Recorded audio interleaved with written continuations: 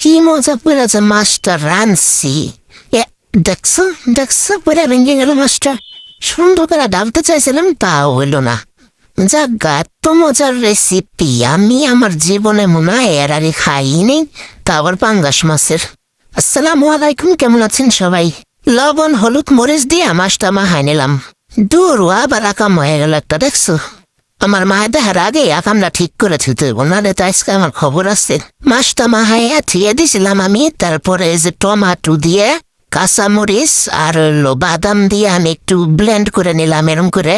প্রথমে আমি ভাবছিলাম কাজু বাদাম দিব, পরে আমার মনে পড়লো যে আমি তো গরিব, আমার লগে যে বাদাম মানায় হের লগে আমি সেই বাদাম দিয়েই এটা বানাই নিলাম। মাছটাও ঠিক মতো উল্টাইতে পারতাছিলাম না, মাথা নষ্ট হবো নাতে কি করবো তোমরা কও দি। কোন রকম মাছটা বাজছে, তারপর সেই তেলের মধ্যে পেঁয়াজ দিয়ে আবার বাজে নিলাম। পাকনামে করে আবার একটু জিরাও দিলাম, জানি ওই গিরান বেড়ায় গিরান। আদা রসুন বাটা দিয়ে দিলাম, তারপর একটু বাজে নিলাম। তার মধ্যে দিয়ে দিলাম আবার ওই যে মশলাটা বানাইছিলাম ওটা। তারপরে ওটা একটু বাজে নেওয়ার পরে দিয়ে দিলাম লবণ হলুদ গুঁড়ামরিচ আর হইলো ধনের গুঁড়া দিয়ে ভালো করে মশলাটা কষাই নিছি। কষানোর পরে আমি ওই মশলার মধ্যে আবার মাছ দিয়ে দিলাম। মাছ দিয়ে ভালো করে, দেখো মাছ দিতে কতক্ষণ লাগে, এত দেরি লাগলো বউ? তাড়াতাড়ি করা বাদ দিয়ে।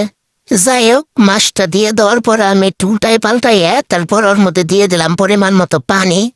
পানি দিয়ে আমি ডেকে দিয়ে রাঁধছি ওদের।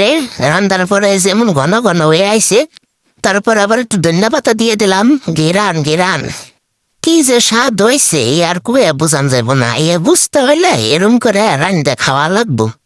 দুনিয়ার গরম, কেবলই চুলাই গুনে নামাইছি, তাও দাও খাইবেন নাকি দেরি সহ্য হইতাছে না।